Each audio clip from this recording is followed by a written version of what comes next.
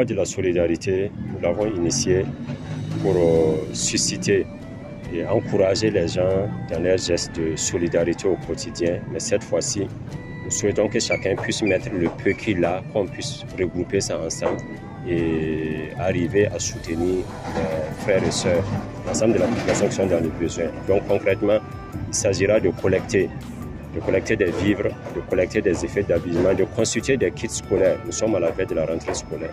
De constituer des kits scolaires, mais aussi d'organiser des séances de don de sang sur l'ensemble du territoire, voilà, pour pouvoir soutenir l'ensemble de la population. Mais à partir de ces jours-là, toutes les sections du CERFI, voilà, sur l'étendue du territoire, il y en a 40 sections provinciales qui sont fonctionnelles à ce jour. Voilà, sont en démarrage de l'activité, voilà, pour lancer, collecter. L'ensemble de l'activité démarre aujourd'hui jusqu'à la mi-août. Ce mois de solidarité, nous l'avons dit, selon notre prophète, n'est pas des nôtres, n'est pas de la communauté des musulmans, celui qui ne se soucie pas des affaires de la communauté. Donc si vous êtes de la communauté, vous devez vous soucier des affaires, des préoccupations des autres Burkinabés.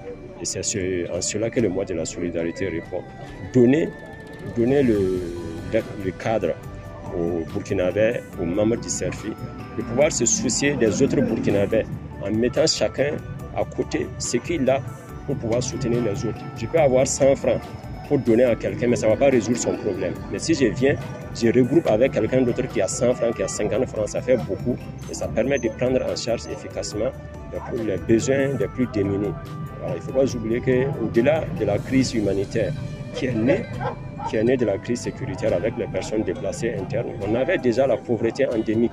Et depuis ce temps, le CERFI a organisé ces heures d'activité-là pour venir en aide aux personnes vulnérables. Donc c'est ça, c'est de pouvoir continuer dans ce sens-là et inviter chacun, voilà, à pouvoir mettre pour lui dans la balance pour qu'on puisse agir de façon groupée, de façon concertée, pour pouvoir être de façon efficace. Notre intervention de ce matin, c'était de nous rappeler à nos devoirs de frères et de sœurs, à notre devoir d'assistance et de présence aux côtés des nôtres qui sont touchés par cette crise-là.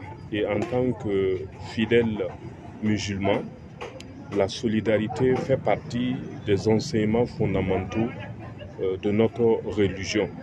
Et il était bon qu'on se rappelle ces principes-là. Nous avons aussi un devoir d'assistance psychosociale parce que ces personnes ont besoin de nous. Elles ont quitté les villages et les terres qui les ont vues naître. Elles ont été parfois dépossédées de leurs biens.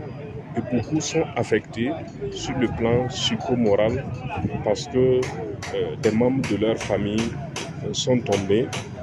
Et nous tous, en tant que Burkinabés, nous avons des frères et des sœurs dans cette situation. Et nous avons en pensée aussi les forces de défense et de sécurité qui paient de leur vie chaque jour pour que notre pays tienne. Donc il est bon que nous puissions avoir des actions de solidarité en donnant le peu que nous avons toujours la chance d'avoir. Nous mettons cela ensemble pour partager ce peu-là, pour que ces personnes aussi puissent... Actuellement, nous traversons une crise humanitaire et ces genres d'activité vraiment est la bienvenue. Voilà, parce que le contexte actuel est vraiment difficile pour les personnes déplacées internes. Au niveau de la province du Salmantenga, nous avons vraiment une population qui s'est déplacée et il faut forcément qu'il y ait ces genres d'activités pour accompagner l'État.